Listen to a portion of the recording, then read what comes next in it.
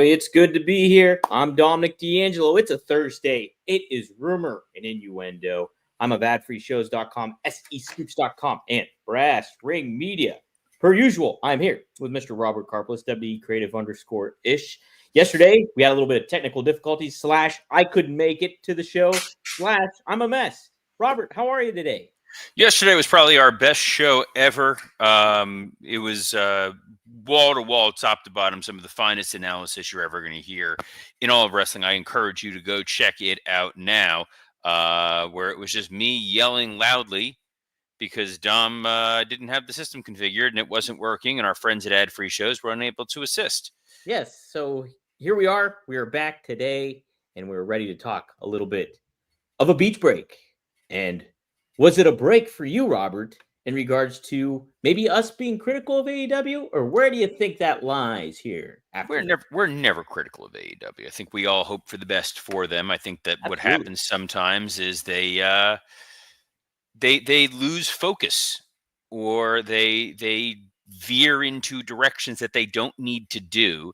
And what we saw last night on AEW Dynamite, for the most part, was them zeroing in on the talent that needs that attention, the people that you can really build a brand and a company around. And that's kind of what we've been angling and hoping for them to get to. You know, there's a lot of really talented wrestlers out there. There's a lot of talented wrestlers on the AEW roster, but they don't get a lot of focus. They don't get a lot of attention. So when they do pop up, it becomes distracting. You, for the most part, did not really have that on Dynamite last night. No, you had some returning faces in regards to, hey, we haven't seen these people in a while. They've been on the roster forever, but here they are. But overall, I thought it was balanced out in a pretty intriguing way that perpetuated some storytelling, and that did create a little bit of interest and everything like that. And it wasn't that albatross that has been the Death Riders didn't feel much like an albatross last night as it usually did. Or am I mistaken on that, Robert? You feel different? We'll get there. Okay. How's that? Let's say hi to some folks in the chat here. Wrestling Old Ed said, "What a great episode of R&I chat yesterday. Dom and Robert, you missed an exciting 30 minutes of brainstorming." I did hear quite a bit about the chat that was going on yesterday because I forgot to delete the show that was scheduled. And so people were just lingering around waiting for nothing to come. We're waiting for Godot, which was me. Which is coming back to Broadway, by the way. Oh, is it really? Oh, yeah. Who's in it? Isn't it Bill and Ted? It's Bill and Ted. That's awesome. Dre Owens thought the cage match last night was awesome until the finish. So we'll talk about that here in a little bit. And Johnny Disco says, "I'll have to catch the replay later. Have a nice day. See you later, Johnny. Disco it up somewhere." And Ron Ward says, "Damn it, Dom, you deleted yesterday's chat. And after all the fun we had, we even kept the sponsors happy. Thank you." Thank you. All right. Hey, let's continue to keep you guys happy as we cover AEW Dynamite. Robert, it kicked off with Will Ospreay tagging up with Hangman Page against Josh Alexander and Takeshita. This was a hell of a match, Robert. Hell of a match. This was a barn burner and a half. This was a lot of fun. This was, tag team partners who don't like each other. Yep. Which was a Vince Russo special for years. Mm-hmm. Goodness gracious. It was a Vince Russo special for years. The four of these guys absolutely tore it up. There were those moments of almost tension. There was the almost hidden blade hit and the look on Hangman's face. So that was a tremendous amount of fun. Josh Alexander looked great out there. Another good spotlight for him, even if they find that he's the guy that they can just beat like a drum. Yeah. They protected him in certain ways with that double time finish that happened. But yeah, I thought in AEW world, wins and losses count more because they use the record, but they matter a lot less. Tony is a little less precious about beating people, and then they immediately spring back and they're fine. The fact there was a post-match attack, it was okay. I thought that Ospreay looked incredible. Hangman looked good. It was a great opportunity for that Chicago crowd to kind of get used to them being the faces of the brand. And there were definitely some moments in there where you looked at Will Ospreay and you're like, he can't miss. No, no. I thought the tension between Hangman Page and Osprey, but yet the alliance at the same time, it created a lot of fun for an opener of a match that all these guys are super athletic. And this was a picture of what AEW is really, really good at. And I think, though, when you take a step back and you look at it from an all-encompassing thing, you think about, man, if Tony legitimately had production meetings, everything would be a lot more smooth sailing in regards to everything involved.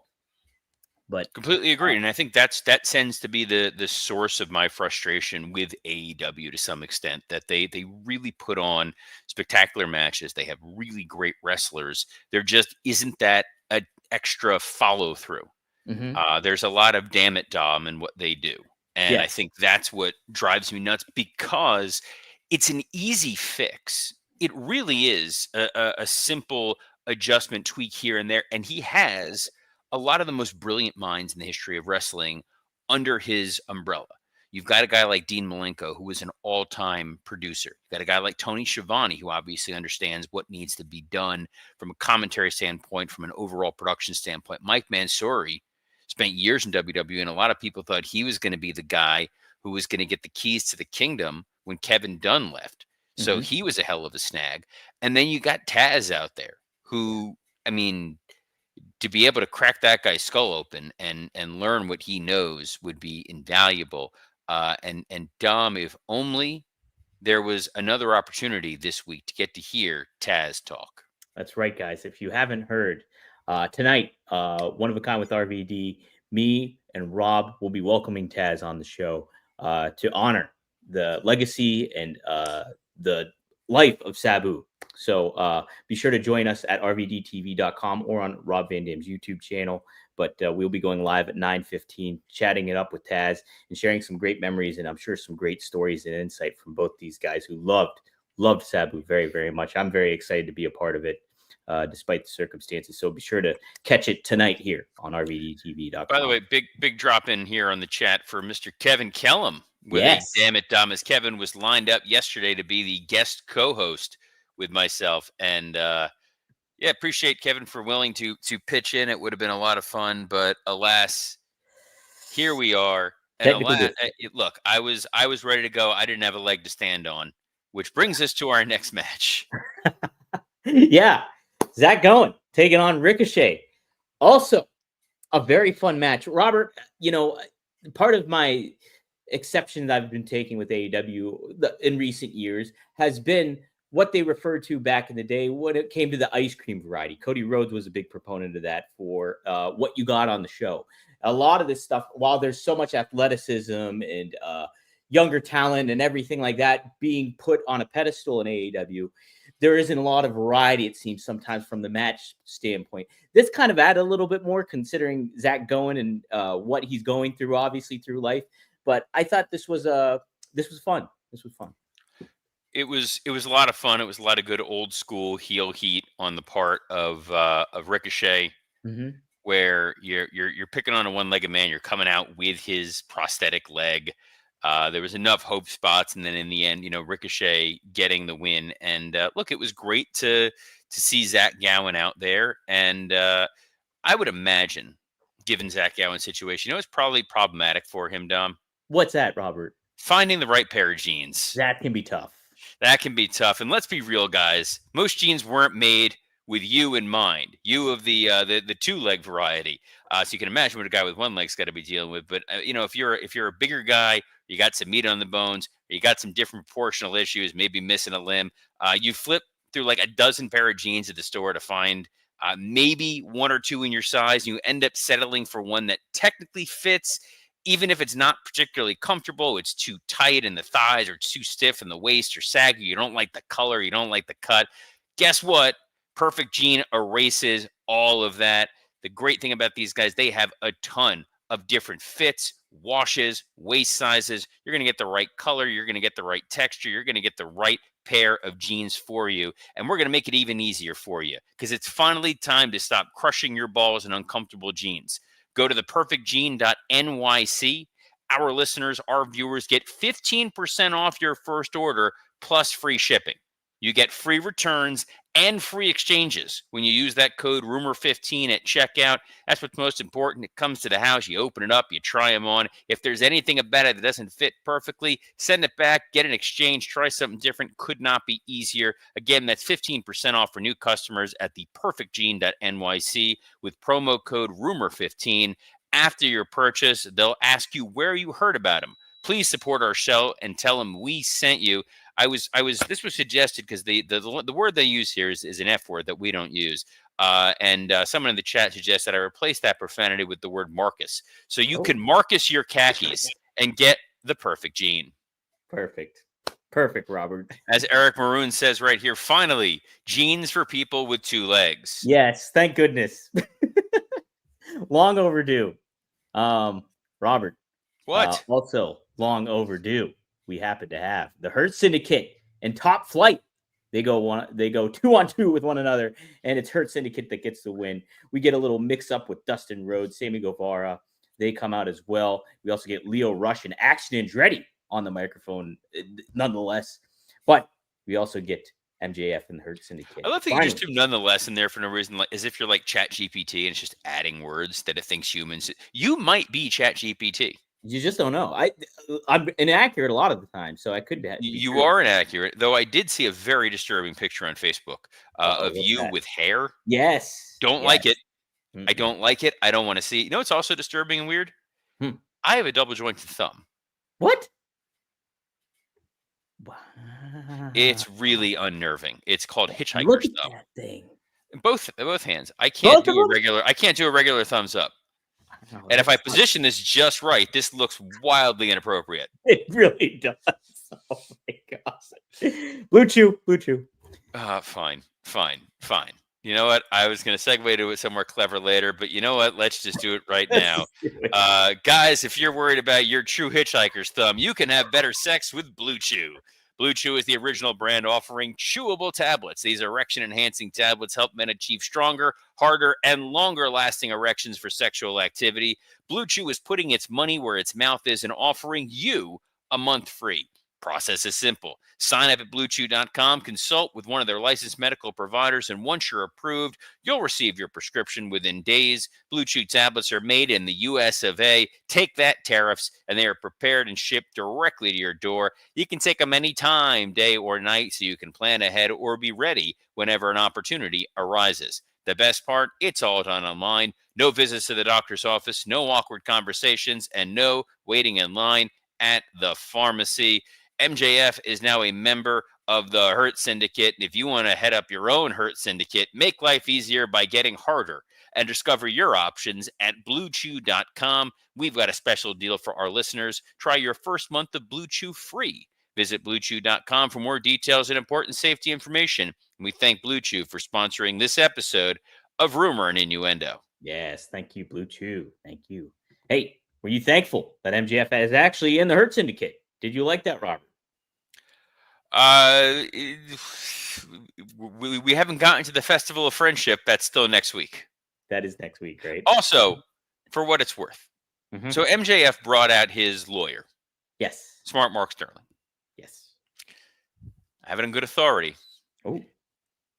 There have been other legal representatives of MJF in canon in the past who would have been perfect for that role here. But unfortunately not a part of All Elite Wrestling. So Smart Mark Sterling. Give it attorney? No. What's he going to do? Show up and file a patent? No. No. Mark Sterling is the closest you're going to come to seeing Robert Karpelis on AEW TV. But with at least I still have, what hair I have left, it still has the proper color. Hey. And not quite as weirdly into toys as Mark Sterling is. Hey, speaking of, I was at Target yesterday. I happened to see a big Lego set that you could build the DeLorean from Back to the Future with. And I get the hell out of Dodge. I would love that. We were at the Lego store with the kids over the weekend on Mother's Day. I walked around the mall, and don't go to the mall on Mother's Day. That is just a sea of sad men trying to scramble last minute for gifts. It's amazing. But we went into the Lego store. They have from the X-Men cartoon, the mansion, which is amazing. but it was like $300. My God. Dude, I remember as a kid wanting the Ninja Turtle Technodrome, and that was Yes. like $49.99. There was like, yeah, that's not happening. No. $300 for a Lego set. Dude, as MJF would say, I was a poor when I was younger. And so I never got Legos. We never got Legos. They were too expensive and stuff like that. And now it's like they're very expensive, but they have all the trademarks to everything now. And I want them. I want Legos now. Hey, I want to see how you segue this into the women's 4-way. How do we segue into this? I'm just watching. I'm just sitting and watching. We had Mina Shirakawa actually win an eliminator match against Toni Storm, who's I guess been undefeated in eliminator matches, which was a statistic I didn't really care about, but she's there, and looks like they're going down at Double or Nothing. Robert, what do you think of this? Way to not phrase that the way you just did. Uh-oh. They're going to go down at Double or Nothing. Can we? Toni Storm would appreciate it. Yeah. Nice to see Sky Blue was back. Mm-hmm. Didn't know where she was. I don't know if she was injured or just they forgot about her. Fine women's 4-way match. Mina Shirakawa getting the win made a lot of sense. Setting up her versus Toni Storm at Double or Nothing is a totally fine match. And then you had Mercedes Moné attacking Azuma. Yes. AZM. That's how it was in the notes. Oh. Azuma. Akuma from Street Fighter. I was going for Zima, the delicious early 90s flavored drink. There was one dude in my fraternity who once got caught drinking Zima once. Ooh. To this day, never lived it down. I think I had a Zima once, maybe. I can see that. That's what stunted your growth. Is that what it was? I think very possible. There was a nice little Sabu Taz tribute. This is where I was going to plug the Taz of it all, but we already got there. We already did that. Nigel McGuinness was in the ring. I love Nigel. Nigel's a great dude. He's always been very, very supportive of my social media account. And believe it or not, a tremendous close-up magician. He is. He's a good magician. Did he do some magic here, Robert, for you? I was going to get to it. And Daddy Magic showed up here, but you went your way. Yeah, this was a fine little promo to get him and Danny Garcia. Stokely looked great in that weird jumpsuit. Any opportunity to use Stokely Hathaway, I'm always going to be a fan of. And we got the FTR and then Daddy Magic coming out. A lot of stuff going on in this segment, Dom. This was if I can get this sponsored, it was definitely a hat on a hat kind of moment. Oh yes, a little bit there, a little bit. Hey, but then we did have a main event, Robert. It was Jon Moxley. Every show is theoretically going to have a main event. It's going to have a final segment. That's a fair point, fair argument here. We did have Jon Moxley defending his AEW World Championship against Samoa Joe in a steel cage. And wow, a lot of chicanery going down here. And it ended up with Gabe Kidd doing the ultimate chicanery by sliding in that briefcase and allowing Jon Moxley to smack Samoa Joe with it and get the W. There's that thing in my brain where you use the word chicanery, which you don't typically use, and then you used it wrong twice, so I couldn't. Did I really? It's chicanery, not chicanery. By the way, sounds like it would be some sort of Salon article about feminism gone awry. Oh, it does. Yes. Mm-hmm. This was a fine steel cage match because, again, kids, Samoa Joe knows how to wrestle. Yes. And Jon Moxley knows how to bleed like a stuck pig. Yes. Put it together. In a steel cage, first ever steel cage match for the AEW World Title. Wow! They said that on Dynamite, like, "Oh, it's the first time the AEW World Title has been defended in a salad steel cage." Wow, a salad steel cage? Yeah, that was a Pritchardism. Oh, again, we're part of the ad-free shows world. We're pretending that we're all in the same. I was texting with Comrade the other day. By the way, this is a fun little preview for y'all. Interesting things coming up next month for Rumor and Innuendo. We may have a new segment debuting next month. It's in the works. That's what the kids call a teaser, Dom. And they teased for about a half a second who was the masked man in the hoodie, and then it was like, oh, it's just Gabe Kidd. Very yes. I appreciated it when WWE would just like point out the obvious, like, oh, we know who that guy in the hood is. Joe Tessitore did that a couple times, and AEW didn't do it They're like, who is that? We can't figure By it the out. way, Oh, the guy in that guy in the hood was making a difference, Fatu, because he was Yep, cleaning up the hood. that's it. That's it.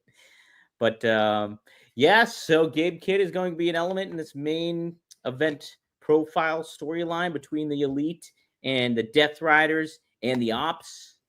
Uh, are you a Gabe Kidd fan? How do you feel about him? He's not very well promoted yet.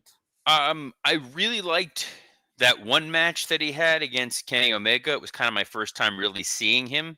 Mm-hmm. And then I was floored at the complete lack of follow-up with it. You know, Yeah. he wins this pretty big high-profile match, and then nothing. That was a little frustrating because I was like, this guy is really on a major stage. In fact, they had him on AEW TV at some point. I believe he was on a Collision. Yes. Didn't really do anything. Mm-hmm. And he is like the fusion of Kyle O'Reilly and Conor McGregor. I feel. Right? You see that? Am I wrong? I guess to me he looks like if Carl Anderson went in the hot tub time machine. Oh, But either way, there sure seem to be a lot of people for this Anarchy in the Arena match. So I'm not quite sure who it's ultimately going to be because you do have Okada. yep. You've got John Moxley. You've got Claudio Castagnoli. You've got Gabe Kidd. You've got the Young Bucks. Yes. You've got Marina Shafir. Yep. You've got Yuta, theoretically. Oh, yes, yeah, Wheeler Yuta. Billy Yuta's there. So that's 8 people sitting on one side of that situation. And then on the other side, there's I'm like Norm Macdonald said, hey, there's Swerve. You seen Swerve? There is Swerve, Joe, Kenny Omega, Willow Nightingale, good gal, Hobbs, very powerful. And then there's like so I think Shibata's hurt, Hook is hurt. Hook. Yep. Whatever it is, Anarchy in the Arena. Nah.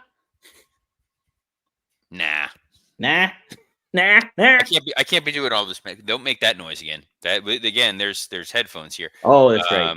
Yeah, thank you. Look, it should be a fun, well-produced, goofy match for this show where they know, hey, the main event is really going to be Hangman versus Ospreay. So let's just let a bunch of people fight in whatever the rules for Anarchy in the Arena are going to be. Which there are no rules. Wrestling Old Head has a suggestion. I feel like the addition of Gabe Kidd to Anarchy in the Arena is to set up the return of Eddie Kingston, who was injured during a match with Gabe Kidd. I would be thrilled for the return of Eddie Kingston. Yes. I think that would be a blast. That's a great idea. Wrestling? That's why because he's old. Yes, and his name is Wrestling. So yeah, Robert. So Pretty overall, sure it's not his legal name. You don't think so? I don't know. Let's ask the gimmick attorney. Why are you trying to bring Dawkins into this? We got enough lawyers on this. We got too many lawyers on this show. I need a law team for myself. I'm a mess, Robert. I need all the help I can get. Well, you're clearly a member of the full-blooded Italians. That's right. I wore the shirt to work today, and somebody was like, I thought that was a full body inspector shirt on, and then I got really self-conscious. Female body inspector, by the way. That's it. Full body inspector just sounds odd. Like something happened to that person. Or like I'm a proctologist or something. You're an ass man, like Cosmo Kramer. Hey, I'm just trying to wrap up the show, Dom, and you just won't let me do it. You keep interrupting. Well, let's touch upon this real quick. This pertains. Oh, you had another news story? Yeah, I had this for yesterday, but obviously we didn't do the show. I mean, I did the show. No one watched it because it wasn't there. Oh, you just did it by yourself. I just yelled blankly at my dog and explained to him, "Do you want me to explain NXT to you?" Marty appreciated it, I'm sure. He did not. Well, Ospreay, AEW might appreciate what Ospreay had to say about them because he said AEW would smoke WWE. This was in a recent interview with Josh Martinez of Z100 on Superstar Crossover. Who? I don't know, but I just wanted to do the journalistic thing and credit the source. Is Dom taking subtle shots at people who don't credit him? Yes, that's right. because we smoked them in every field of wrestling, mate. We're just better. Like, I respect them. I respect every single one of them there. They're all vets. They all know what they're doing. They're great at their job. They understand getting people on their feet, but we are so much more of a better wrestling company than them. Our guys smoke them every single day of the week. They got good guys like Gunther. They've got great guys like Randy Orton. They've got good guys like Chad Gable. I respect all of them, but on our worst day, we smoke all of you guys. Seems like kind of friendly competition kind of thing going on, or do you think that's some contradictory things for Will Ospreay to do? It's friendly competition where you're trying to, like, he's clearly trying to take on the mantle of, I'm the AEW guy and I'm going to pull this company up and I'm going to make noise so people pay attention to it. But at the end of the day, you're playing with two different sets of rules. Mm-hmm. So in the WWE world, if they wanted to let some of these guys just go out there, hey, you go have a 25-minute banger, do whatever it is that you want to do, tear it up. There's plenty of guys in the roster that can go ahead and do that. That's not how they operate. That's not what they're going to go and really do, or what their product is. It's why Vince always said WWE is sports entertainment as opposed to wrestling. Right. If it was just going to be, hey, we're going to give you a 30-minute classic, yeah, they could go ahead and do that. They've got the guys on the roster to be able to assemble that. Might not necessarily make them a multi-billion-dollar company. Mm-hmm. It was the argument I used to hear all the time during my tenure at WWE, where TNA was just crushing us because TNA had Joe and AJ and Daniels, and then they brought in Kurt, and you had America's Most Wanted, and they're like, they're putting all these great matches. Or I would hear ad nauseum during my time in WWE, my God, Ring of Honor. Every match is a 13-star classic. Bryan Danielson and Nigel McGuinness and CM Punk. You got to see these matches. It's going to change your life. But they're playing to a much smaller audience because there's a niche audience that loves that kind of an in-ring product. And I would consider myself someone who absolutely loves a great in-ring product. Yeah. But when you're playing to the masses, it becomes a different story. It's the same way you can equate it to the box office, where you can make an independent film that wins an Independent Spirit Award and becomes a beloved Criterion Collection classic, which would sit on my shelf. Or you could make a movie that makes billions of dollars. Right. One or the other right there a lot of the time. Thank you, Antonio Santos, who says, I know I'm late, but did Robert have a fight with the sun? Whoa. This is what happens when you live in Florida, man, and you're out all day, doing laps and enjoying the weather. It's 89 degrees right now in beautiful South Florida. You're gonna get tan. You're gonna get a little burnt in some. But yes, I've got I surprisingly tan well when I'm actually out in the sun. Problem is usually I'm trapped indoors watching 9-hour-long AEW pay-per-views, which we'll be doing next week. This week, today, wrapping up Rumor and Innuendo. We will be back tomorrow. Same bat time, same bat channel, noon Eastern on a plethora of platforms, including the WWE Creative_ISHX account, the @Dominic D'Angelo X account, the @SE Scoops X account, and on YouTube on Rumor and Innuendo, ad-free shows and Working Stiff. Speaking of Working Stiff, my co-host Scott Chaplin and I will be recording at 3 o'clock Eastern today for all of our takes in the world of wrestling. So, Dom, keep an eye out for that. Dom will have it up later on this afternoon. If it's not up later this afternoon, feel free to send all your hate tweets to @Dominic D'Angelo. So on behalf, what the hell was that? On behalf of the full body inspector, Dominic D'Angelo, I'm Robert Karfelis. Best of luck in your future endeavors. Now turn and cough. Tommy Rich.